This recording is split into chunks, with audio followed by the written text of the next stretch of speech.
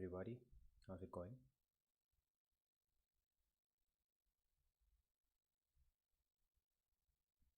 Hello everybody, how's it going? Just drop a like, just drop a comment if the audio is fine. I'm kind of streaming from a different setup this time, so if the audio is not fine, just drop a comment so I'll know for sure if the audio is fine or not. If the audio is fine.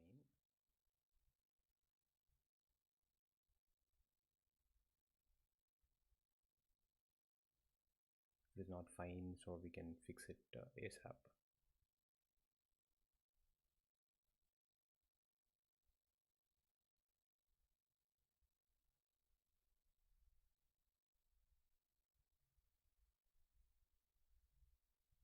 Is the audio fine now?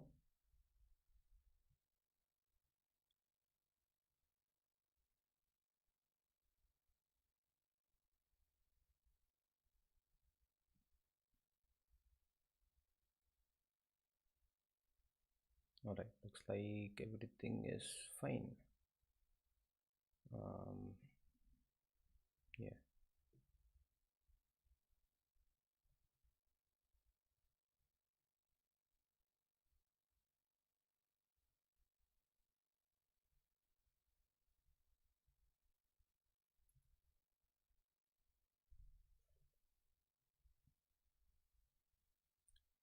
Alright.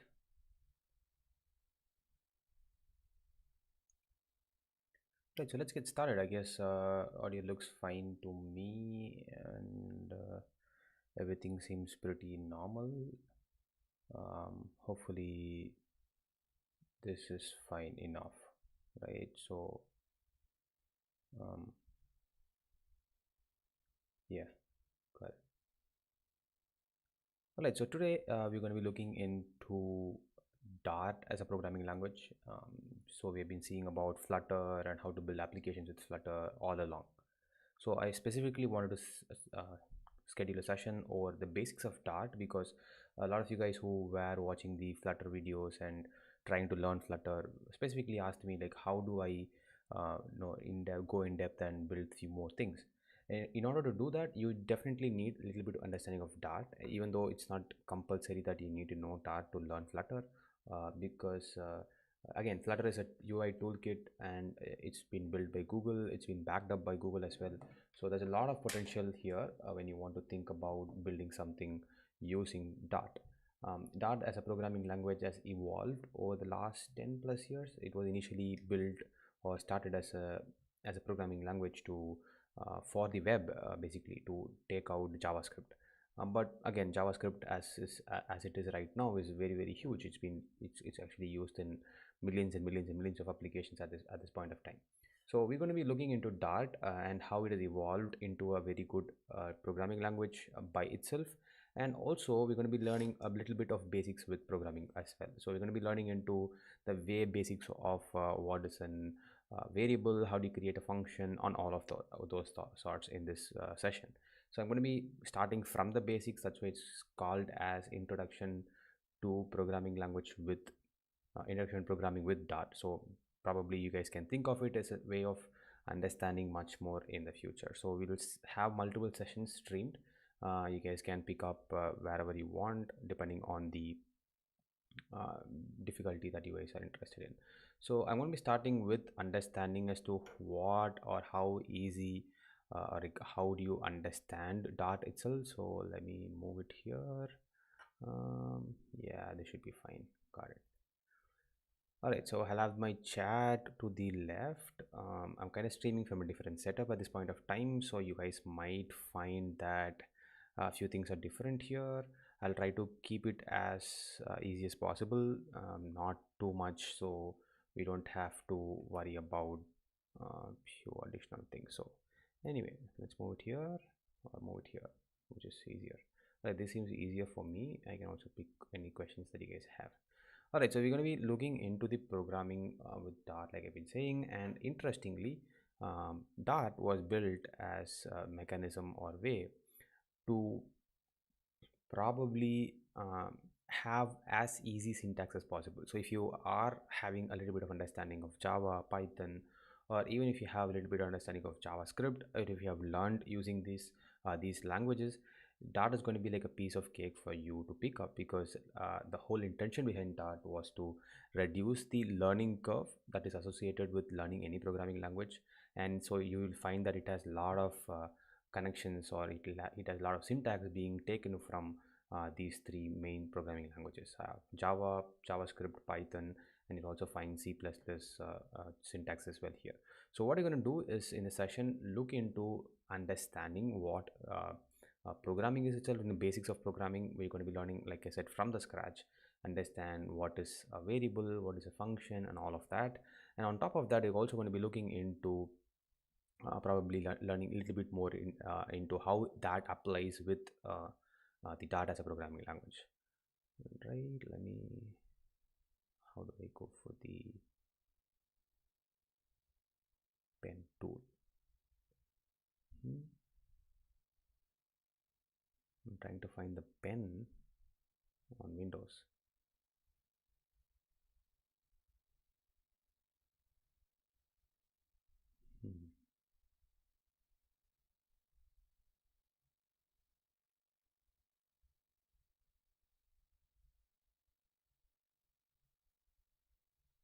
All right, so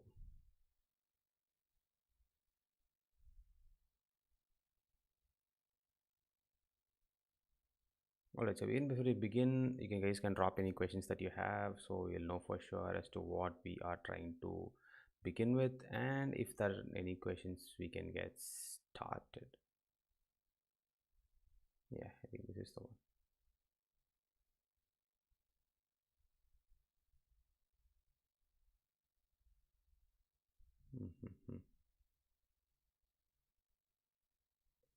All right, so I'll get moving on. I'm trying to find the pen tool from here. I don't know where exactly that is, but anyway, so we're going to be understanding the basics, like I said. And all right, so it's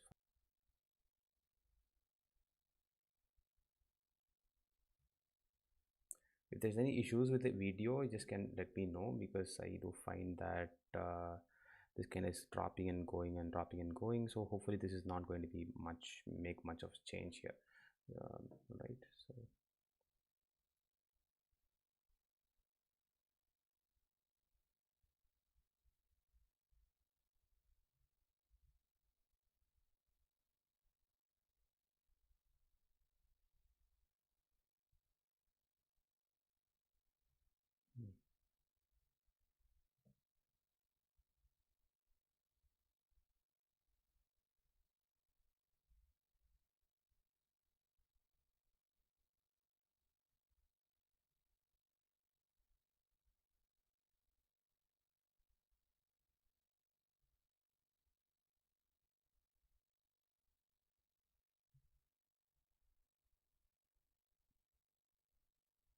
all right, let's get moving on.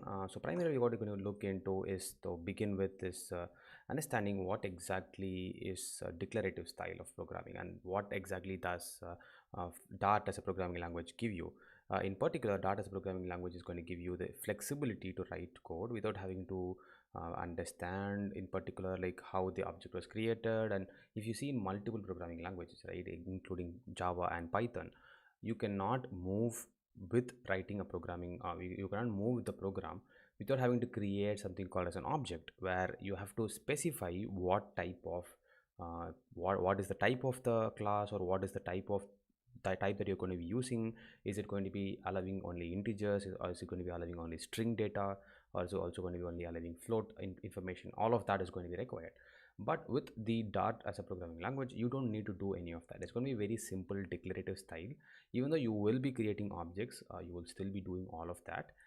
It's pretty much implied as to how easily it is going to be useful for.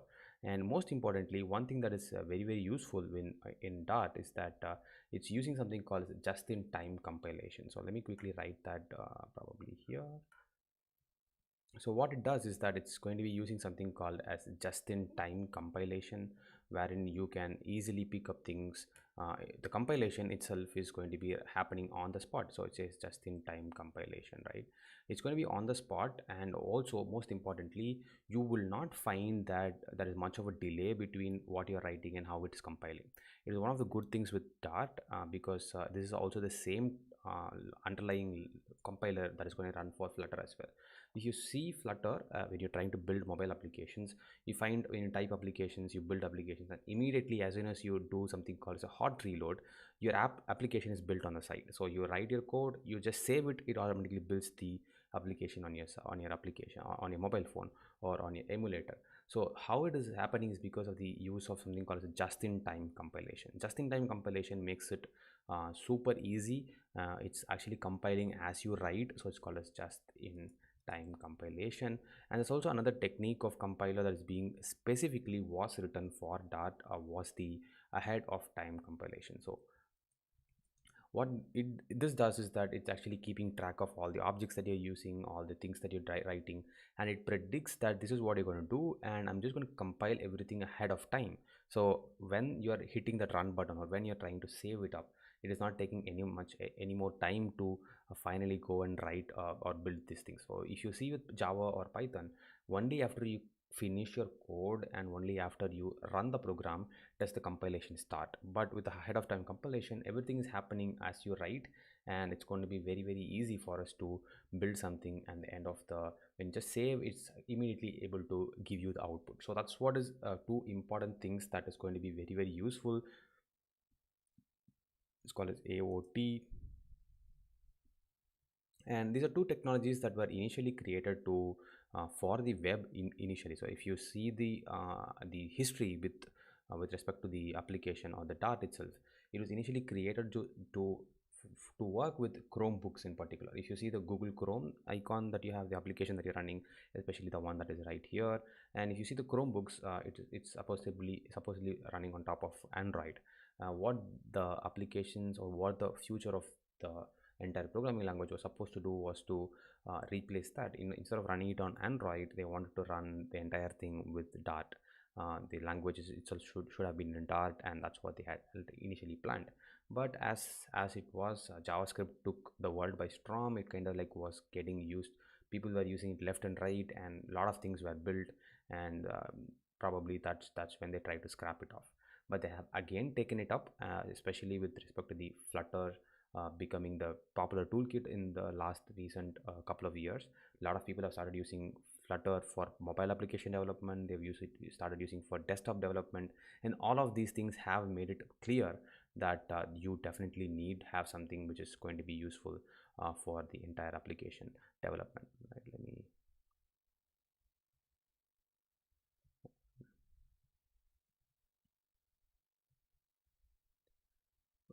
let me know if this is visible for you guys. If it's not, I'll try to zoom it in a bit more.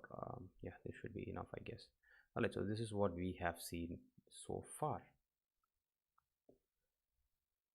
Let me wait for a few more people to join and just drop comments or something like that, so that I know for sure that this is working fine and we will be able to proceed. So we have got a few things to cover here.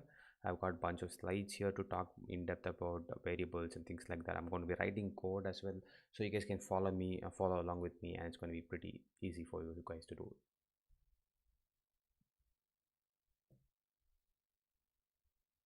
All right, so we've so far seen about a couple of things. One is the just-in-time compilation and how useful it is, and what next we're going to be looking into is to start beginning to write some code.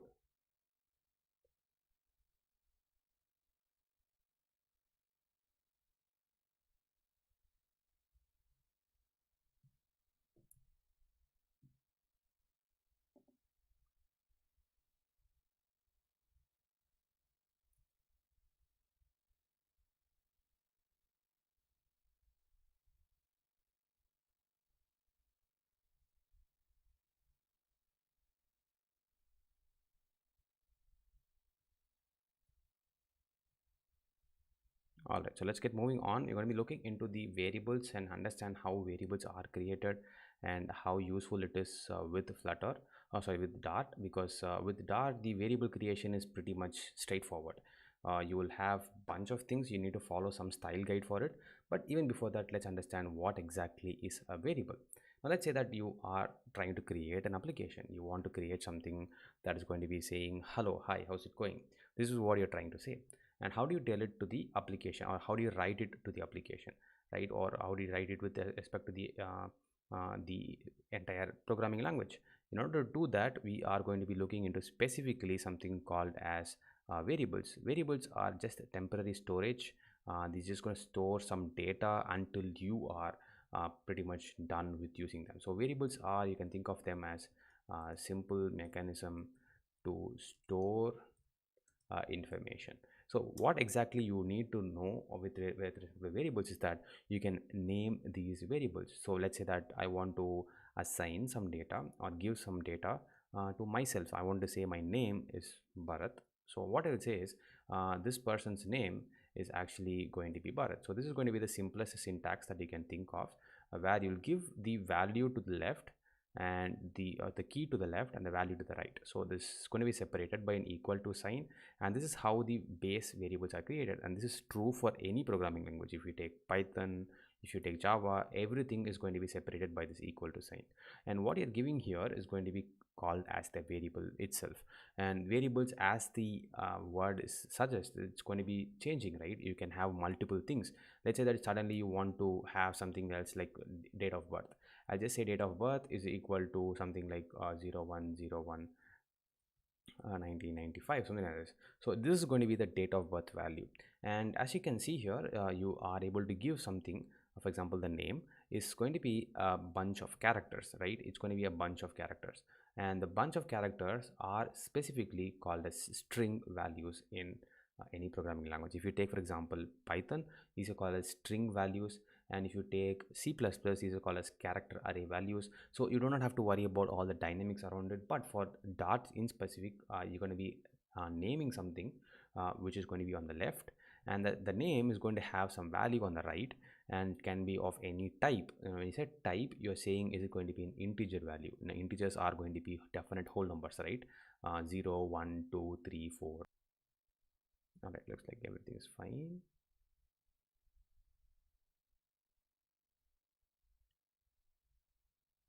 All right, looks like everything's fine.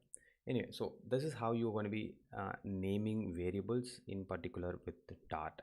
Now moving on, the next one that you have is actually another thing called as date of birth here.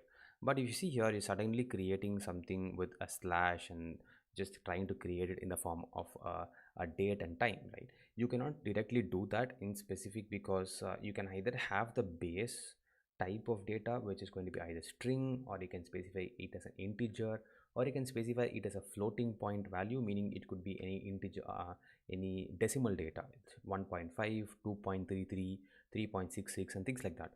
If you want to specify it in that format, it has to be you can still do that. So that's actually allowed. So if you want to have a date of birth which is going to be of date format, that is not by natively accepted by Dart. Instead, what you can do is make it and put it inside a string value. Now how do you define a string? Like, how do you look at a variable and say it is actually a string? You find that it is going to be having either a single quote or a double quote. If it has a double quote or a single quote, it does not matter much with Dart. You can think of it as a string. Similarly, in the other two things that I said was, let's say you want to specify my age, and my age is going to be in an integer. I want to give it in a whole number, so I'll just give my age as 24, right? And finally, let's say I want to specify probably my height in centimeter or something like that, or height in feet, or height in inches. I want to specifically say what exactly is my height in centimeters. Let's say that. So height is going to be probably 179.43, or I'm just trying to build something here, not some number here. So specifically what we've seen is you've created the first one, we have just specified a string value. This is going to be called as a string, and this is also going to be called as a string, because it doesn't matter if it's a single quote or double quote, both of them are going to be considered as a string. String are basically letters, words, numbers put together inside a double quote or a single quote, and that's basically the entire understanding behind that's going to be specifically telling the compiler that it's going to be a string. The next one is going to be age, and age is going to be in the form of an integer, or you'll specifically call it as int, right? And finally, we have the floating point decimal values. So decimal values are going to be in something called as float. So it's just saying the data type here, the data is the one on the right of the equal to sign. is of the type string or of the type integer or of the type decimal. So how do you exactly represent these things in Dart?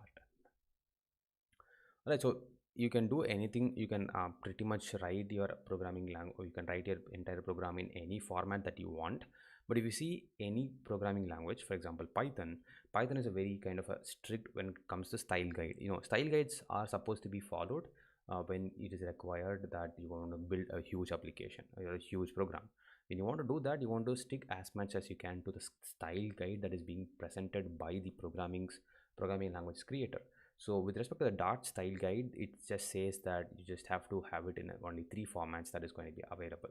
So identifiers are basically the variables or class names or things like that, which can be in the form of an upper camel case. So when you say upper camel case, you find that the first letters of every word that you want to name your variable as is going to be in this format. So it's going to be in the uppercase. Only the first letter of each word that you're going to have or give it as a name for your variable should be in upper camel case, and it says that each name should be capitalized, the first letter of each word. Finally, the second one is going to be the lower camel case. When you want to, this is also accepted, so you can just give the first letter alone in lower case, and after that all the subsequent words that you want to attach into a variable should be in this format. The following ones should be in uppercase, the first letter alone. Finally, the lowercase with underscores is a very famous one with Python. This is also accepted because, like I said, it's being taken as much from multiple programming languages, right? Upper camel case is also a very famous identifier style guide with Python. Lower with underscores are also accepted in Python. So these are also accepted as part of Dart. So when you say this, right, why should I have 3 variables or 3 words as part of a variable name? Let's go to my dartpad.dev. Basically I'm going to open my dartpad. Where is my dartpad?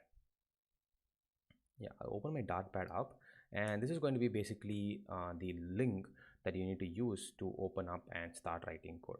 So just do dartpad.dev and hit enter, and you'll be taken to something like an empty space where you can practice writing your code. It's very simple. You don't have to download anything, you don't have to install anything. It's very simple way of to write and learn programming, this entire Dart programming language. So let's start with the first thing that we've seen so far. First thing that we're going to be seeing is to create a variable. Now, creating a variable, like I said, you need to have a variable name followed by an equal to sign, and to the right you're going to be having the data itself. So let's say that the variable name I'm trying to go with is pretty much name of student. This is going to be the variable name that I'm going to go to. I'm just going to say equal to, and to the right I'm just going to say Bharat, right? And finally you just have to hit it with a semicolon, which means that you're just going to be telling that that's end of that line. Now if you see here, it just throws an error saying that the top level variable must be declared using the keywords const, int, find, var or type name.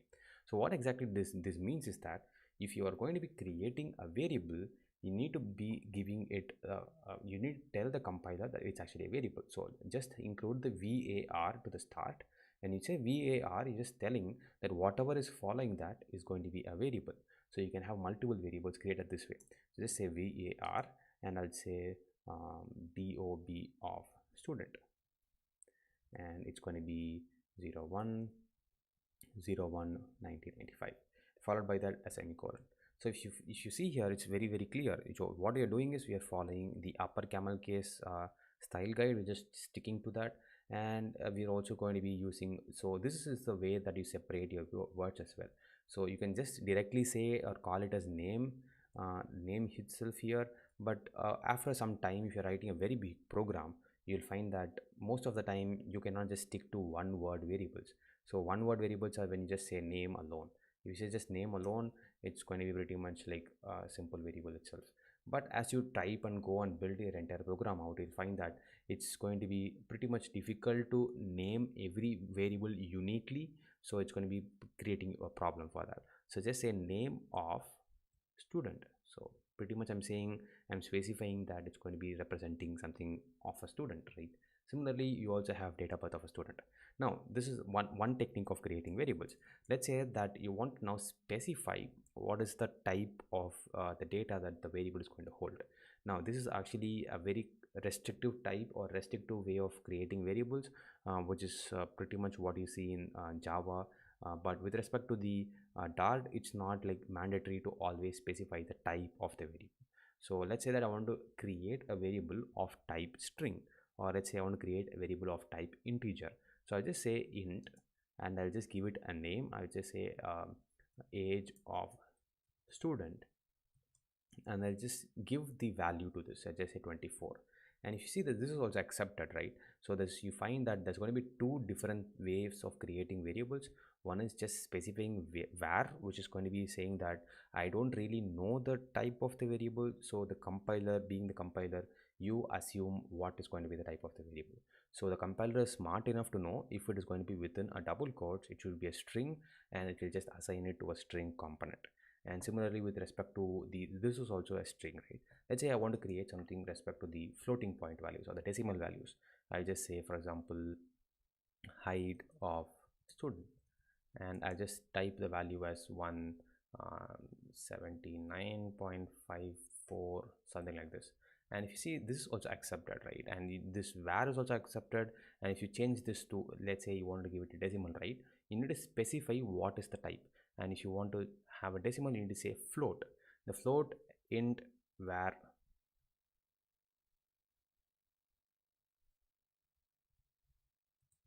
So if you see the int here, and this int var, and there's also something called a string that is accepted. Variable name, it's going to be just something like hello, right? If you see all these variables here, string, int, var, all of these are called as restricted keywords. Now if you cannot give a variable a restricted keyword, suddenly if you do that, it's going to throw an error. So let's say one example again here. So let me assume I'm asking.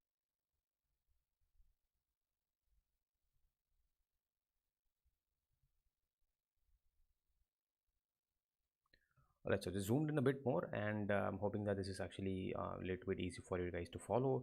So what exactly we've done is we've just named our variables, and like I said, all these are going to be restricted keywords. You cannot just create a variable with a keyword. So for example, let's try something out, right? Let's say that I'm trying to create a variable called as a variable itself. So I just give it a string var is equal to data, and we'll try to finish a semicolon. And you'll see that it's going to throw an error, and it'll just throw an error saying that var cannot be used as an identifier because it's a keyword. So these are going to be pretty much basic things that you need to know when you're trying to create variables in Dart. So that's going to be the entirety of it. There's nothing more complex to this. This is the way that you're going to be creating or assigning data to a variable. So I'll just change it back again, and some data. Like, this is going to be pretty much basic things here. Let's try to print a few things now and try to click on this run button and see what is happening on the console to the right. So just print, and I'll just say name of student and put the semicolon and click on this run. So what you will see to the right is that it says there is no main method found. If there's no main method found, the compilation is going to be failed. And I'm just going to be explaining to you guys in the next slide what exactly is the main method, right? So let's stop here and go to our the next portion, which is to understand what exactly is a main method. So far hopefully this is enough for you guys to understand. If you guys have any doubt, you can don't look anywhere and just drop a comment, and I'll know I'll able to help you with that. All right, looks zoomed in. All right, so next step is going to be understanding what is main in Dart. Now every program that you're going to write, I've written every app, but every program or application you're trying to build should have a main function. This is actually taken from the concept of Java, where if you want to give an entry point into a program, right? Let's say you have a big house and you have completely surrounded it all with walls. How do you enter this house? That is going to be there should be some way of entering this house, right? And that's similarly how the programming languages, even the programs, should also work. There should be some mechanism for it to be entered into, and only after you enter into this house, you can do things like watch TV or have something in your kitchen, go and do all of those thoughts. Similarly in Dart also, we're going to be having something called as a main function, and only if the main function is created, you will be able to probably handle with the rest of the things, like printing it to the console. You can do a bunch of actions, you can have a lot of things that you're going to be seeing as part of the next slides. So that's what you need to understand. It's going to be an entry point, and you also need definitely one main function in every Dart program that you write. If you guys are following me from the Flutter video, you'll for sure know that we have the entire application, the entire Android application that you're building will not start unless you define your main function. Since Dart is a programming language that is going to be used in Flutter as well, it's applicable there as well. So let's go back and check if everything's fine. Yeah, everything looks fine. Let's go back and start with the main method. So you just create a main method, and once you've done creating a main method, this will work like a charm. So how do you create a main method? Just say main, open brackets, close brackets, and you're going to be opening and closing a flower bracket. So this is going to be the syntax for creating something called as a main function. And I'll just explain what a function is and what everything is in the next slide. But for now, just think of it, the syntax to be this way. Just say main and open brackets, close brackets, and you have open parentheses and close parentheses. All right, so let's go inside and we'll try to print some of this data, and we'll just see how it works. So for example, let me move this from here and put it inside this. I'm going to be trying to print my some data variable to the console on the right, and I don't want to see that error appearing again. So let me zoom it in a bit so you guys can see it much clearly. Hopefully you guys can see it. If you cannot, just drop a comment. Hopefully, yeah. So right, so let's say print, and I'm just going to say some data, and as soon as you say that, all the errors are going away, and I'm just going to see how it appears on the right side. So I'm just going to try this console here should show me the value data being printed. Awesome, right? So it just says the console is now saying the value data that's being printed. How does it work? Because only if you have the main function does the compiler know that you're trying to do something, you're just expecting something, and only after that is being actually created, only after you enter into the program, you can assign values, you can print the data and do all of the items that you want to definitely do. Let's try changing it, and here I've defined as a string. Let's say that I'm not providing it a string data. Let's see how this works. So just provide something like an integer data. As soon as you put that, the compiler knows that you're creating something wrong, and it throws an error saying that a value of type int can't be assigned to a variable of type string. So just that means that you either need to change the string to int, or you can just say var. Var means that you definitely don't know what exactly is the type of the variable. So just give it the compiler, you decide what the type should be. That's what exactly we are doing here. All right, just let's run it again, and there you go. You find all of these the 12 integer being printed on the console. Now I'm going to be doing something here. I'm just going to be also covering a topic on local versus global variables, because that should be important. We can you guys, if you are comfortable with that, you guys can take it, and if you do not find it comfortable, just leave it and leave it at that stage. Now if you see here, the main function they've created has some data here. Now let's try to access some data from outside as well. Now let's try to print the data, probably age of student. Let's try to print that. I just say print age of student and hit the colon and try to run it. And you see that it's definitely printing the data from outside the function as well.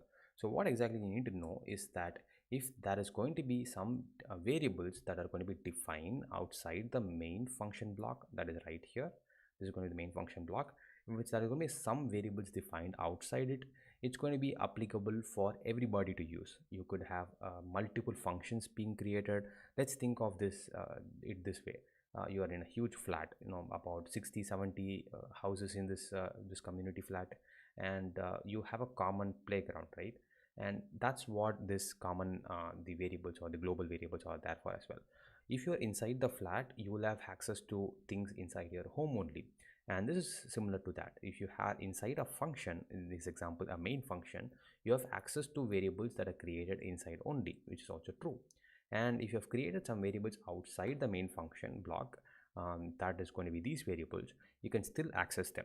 However, if you're going to be creating another function or another method, and inside that you want to access whatever is inside this function, that's not possible. So that's bringing me to the point where whatever is defined outside the functions or common to everything is called as a global variable, and whatever is defined inside a function or whatever is going to be applicable only for that method alone is called as a local variable.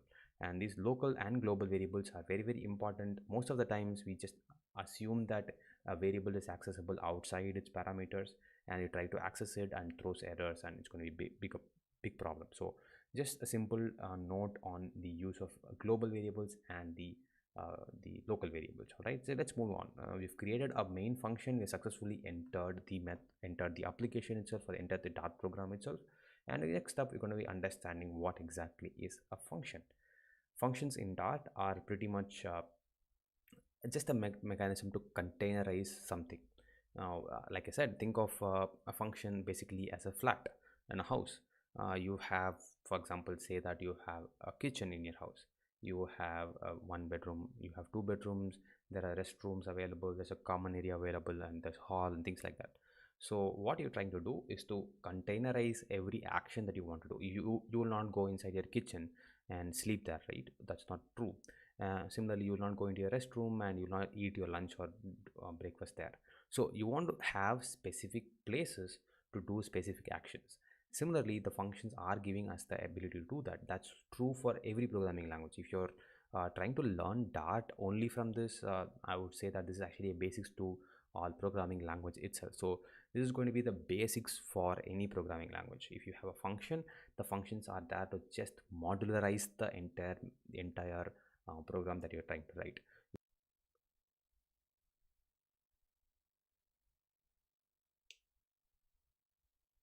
Alright, so I just had a drop in connection, just hoping that this does look fine. If it is not, just let me know in the chat section below.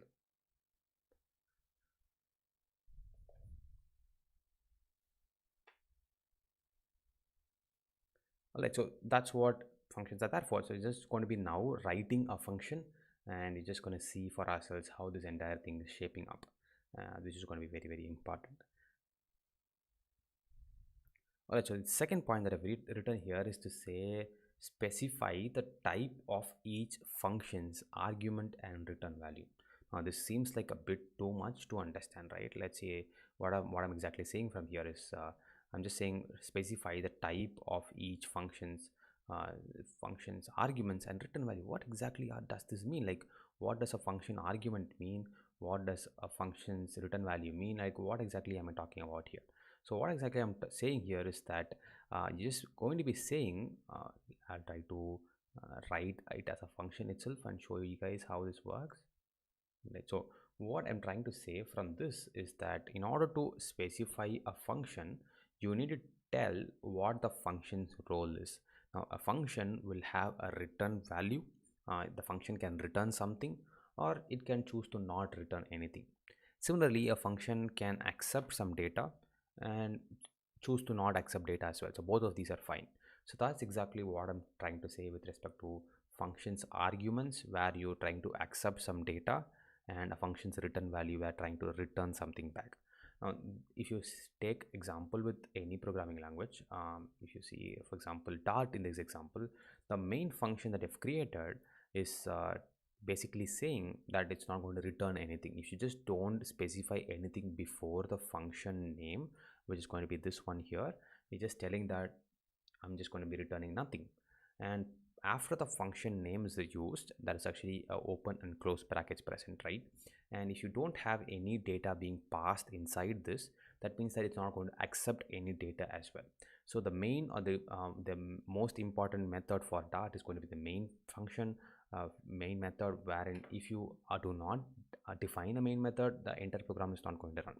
And in that example, you see that it's not having any return value, or does it have any kind of accept any arguments inside it.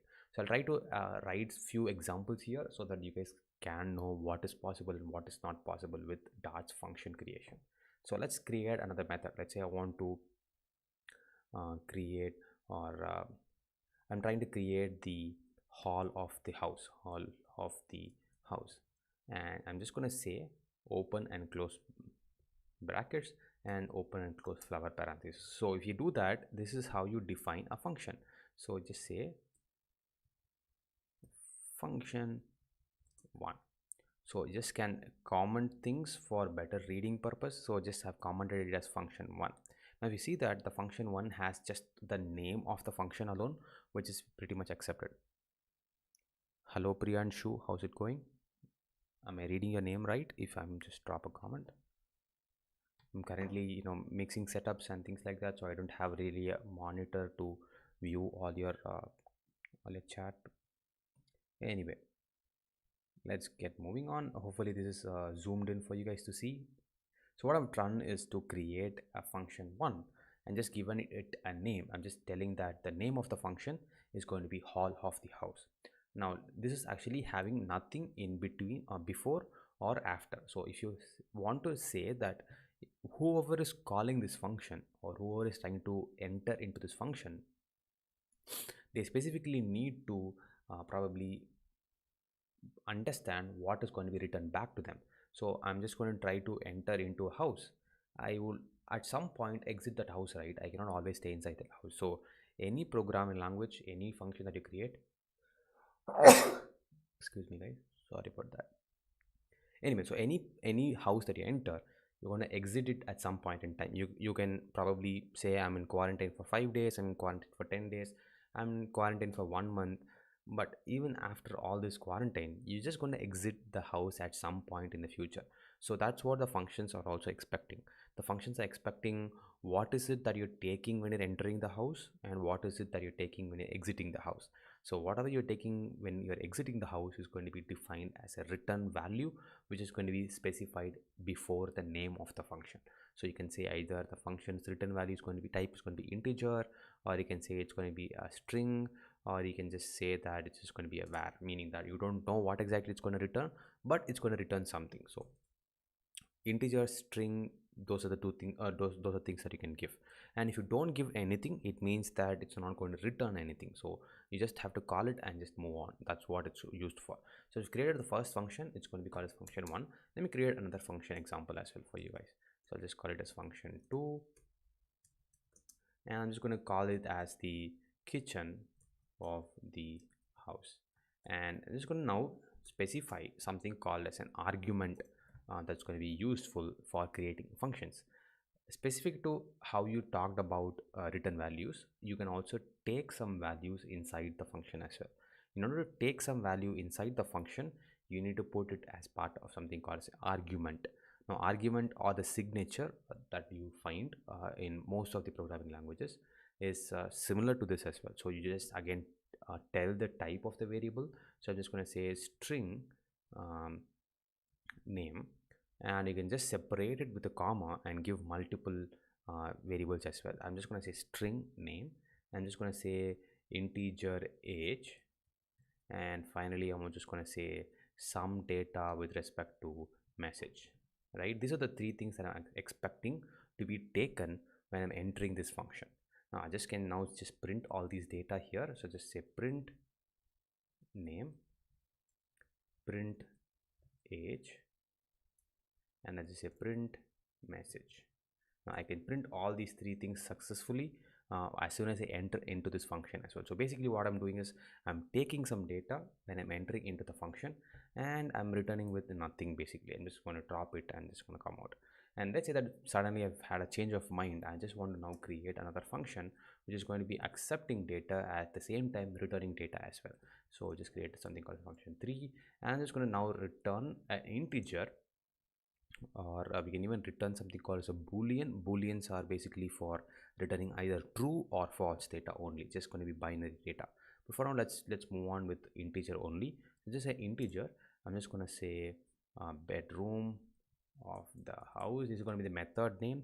I'm just going to take inside it a name, int age, and that's it. So I'm just going to open and close brackets, and I've successfully created my third function as well.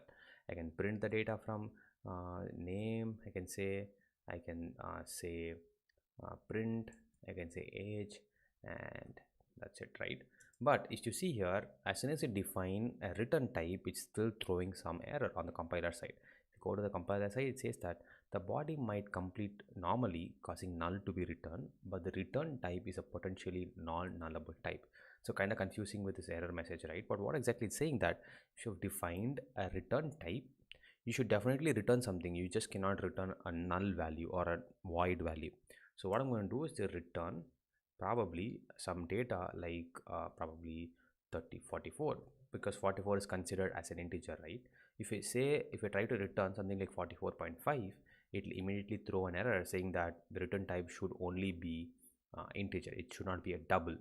Double is for float values. So I'll just remove it and I'll just say 44, and this is also accepted pretty much. So successfully created three functions, one with nothing return, no return type, no arguments.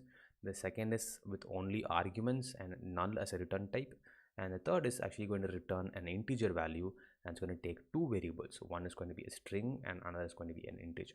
This is going to be the three things that is going to be pretty much what you need to know. And if you just run this function program now, nothing will get printed here. Why again?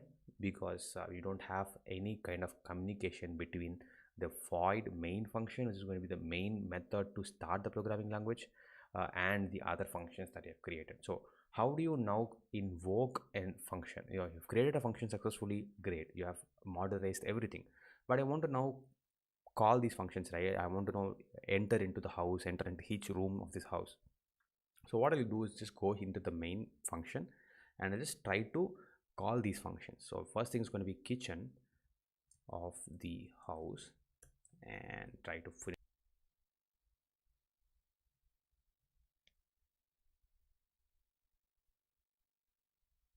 Alright, looks like it's back on. I'm terribly sorry about the connection kind of resetting again and again. So we are talking about the kitchen of the house, right? Like kitchen of the house, like how do I invoke this? Now just type the name of the function that you want to call, and as you can see after creating this this call, right, you'll see that it's throwing an error. It says specifically that 3 positional arguments expected but 0 found, meaning that it's expecting 3 data values to be passed inside. One should be a string, the other should be an integer, the final should be some kind of a message, which could be any data type.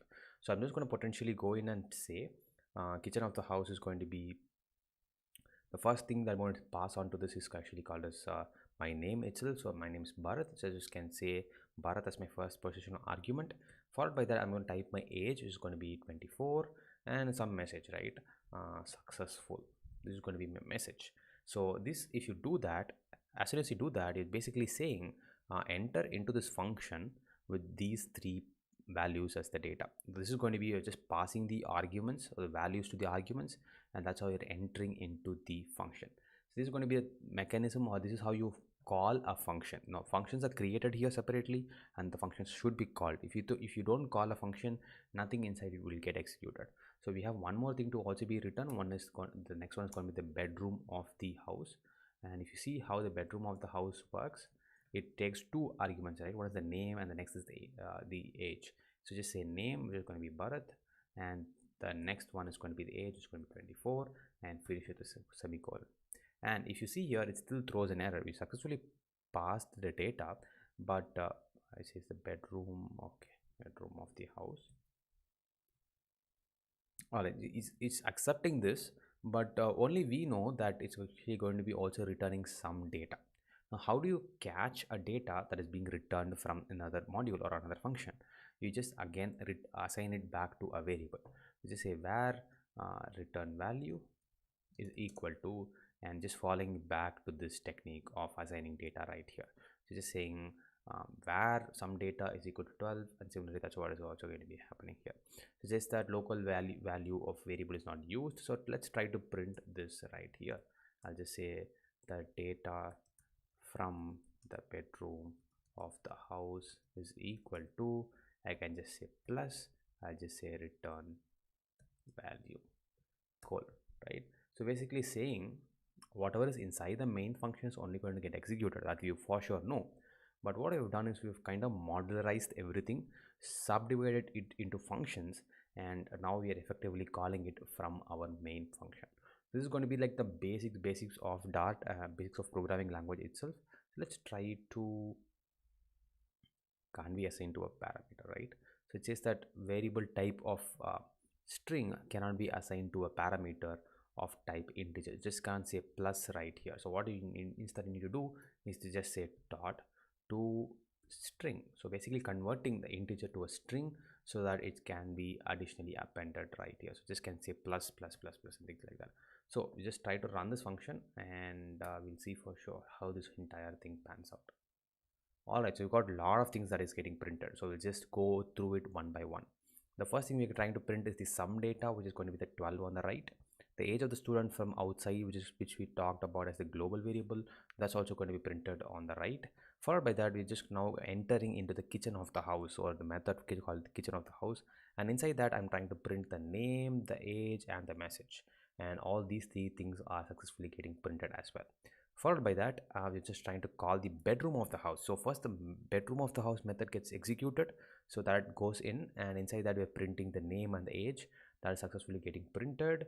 Only after that, right, only after this function is returning successfully, then only the value is going to be assigned to this variable, and it'll just print it as the data from the bedroom of the house is equal to return value dot to string, which is going to be this data right here.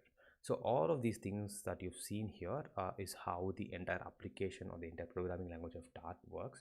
I have another couple of slides to show, but yeah, next is going to be control statements and things like that.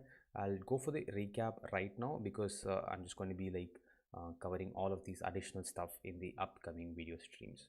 So just kind of short for us for time. So just go for the recap and we'll just try to understand how this entire thing works.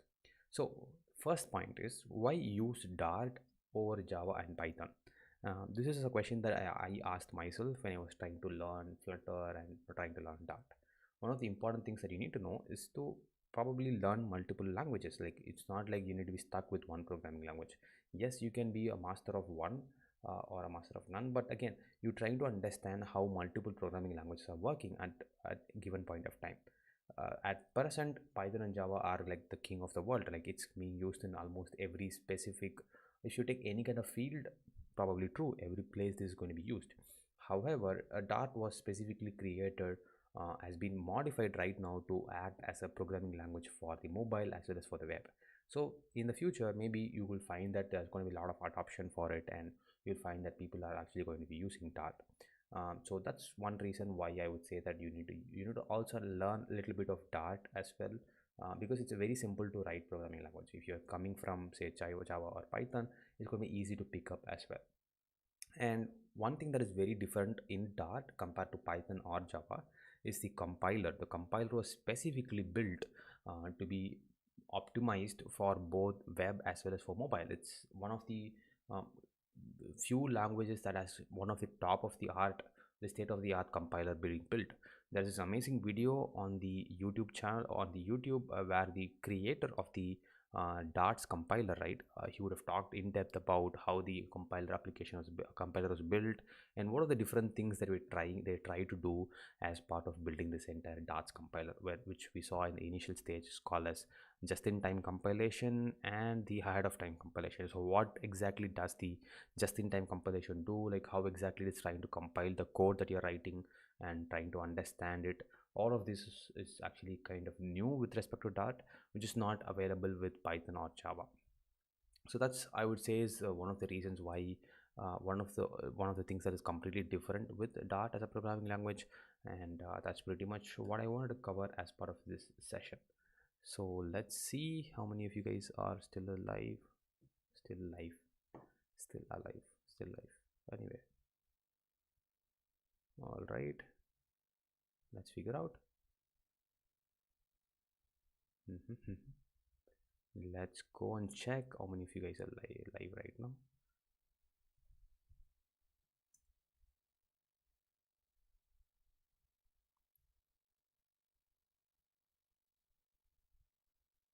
All right, so a bunch of you people still running along. So that's what I'm going to do at this point of time, right? So if you guys have any questions, I'm open to take any questions. We will see if there's any, and we'll close the stream in about probably another 2 minutes of time. So if you have any questions, just drop them.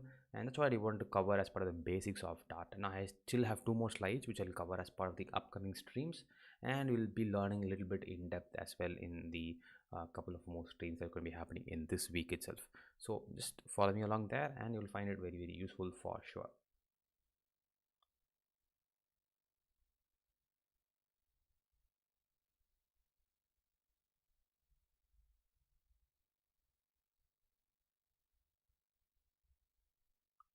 Right, so any questions so far, guys? If you don't have any questions, I think it is time for me to end this stream right now.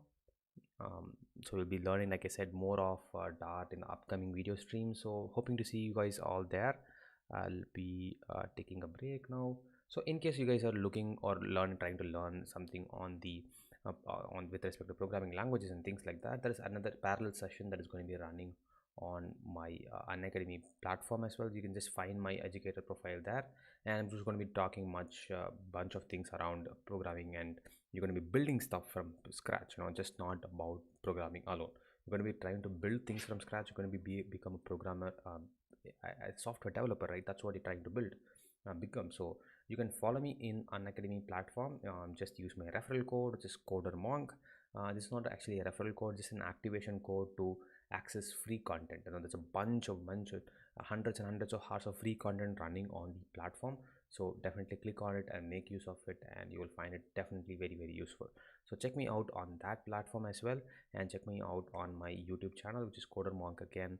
I'll see you guys in the next one. Thanks again for tuning in on a evening probably. All right, so I'll see you guys in the next one. It's kind of like buffering again. So until then, it's Bharat. Peace out. Have an awesome day.